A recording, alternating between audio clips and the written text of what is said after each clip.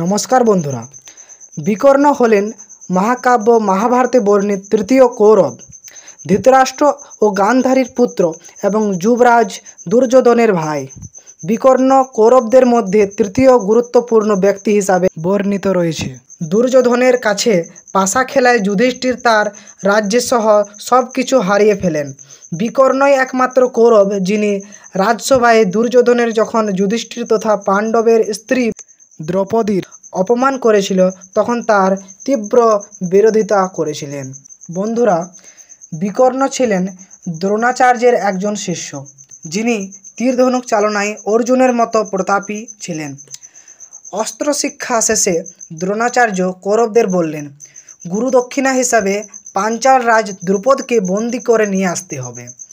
দুর্যোধন, দুঃশাসন, যুধিষ্ঠির, বিকর্ণ এবং অন্য কৌরবগণ হস্তিনাপুরের সৈন্যসহ পাঞ্চাল রাজ্যের আক্রমণ করে।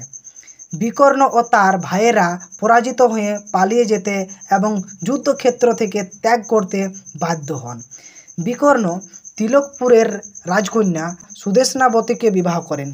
বিকর্ণ এবং সুদেষ্ণাবতী দম্পতির দুই মেয়ে রাধা ও কৃষ্ণ। প্রিয় বন্ধু, যদি আপনি আমার চ্যানেলে নতুন হয়ে থাকেন তো অবশ্যই এই চ্যানেলটিকে সাবস্ক্রাইব করবেন এবং ভিডিওটি যদি আপনাকে পছন্দ লাগে তো একটি লাইক অবশ্যই করবেন।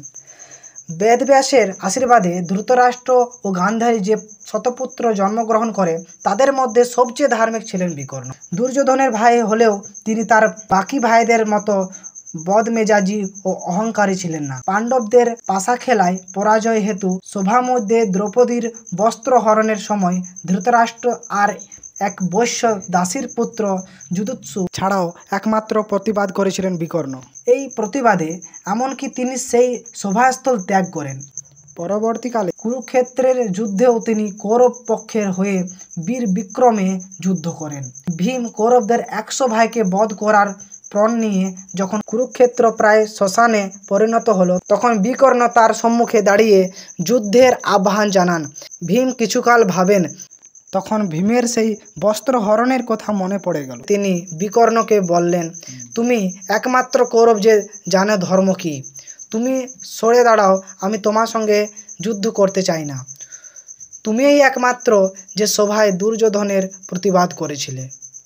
কিন্তু বিকর্ণ বলেন, আজ আমার সরে যাওয়াটা অধর্ম হবে। আমি জানি কৌরবদের এই যুদ্ধ জয়লাভ করা কোনোদিনই সম্ভব নয়। যেহেতু বাসুদেব শ্রীকৃষ্ণ পাণ্ডবের পক্ষে আছে, কিন্তু আমি আমার কর্তব্য করব এবং জ্যেষ্ঠ ভাই দুর্যোধনের পরিত্যাগ করতে পারবো না। আমি ধার্মিক কিন্তু বিভীষণ নয়, আমাকে যুদ্ধ করতেই হবে। তিনি বলেন, সেই সভাস্থলে আমার যা কর্তব্য আমি করেছিলাম, কিন্তু এখন আমার কর্তব্য আমার ভাইদের রক্ষা করা, তাই এসো আমার সঙ্গে যুদ্ধ করো। এরপর দুজনের মধ্যে ভীষণ যুদ্ধ শুরু হয়ে যায়। এরপর অন্তিমকালে ভীম বিকর্ণকে মেরে ফেলে। বিকর্ণের মৃত্যুর পর শ্রীকৃষ্ণ সহ পঞ্চপাণ্ডব অনেক দুঃখিত হয়।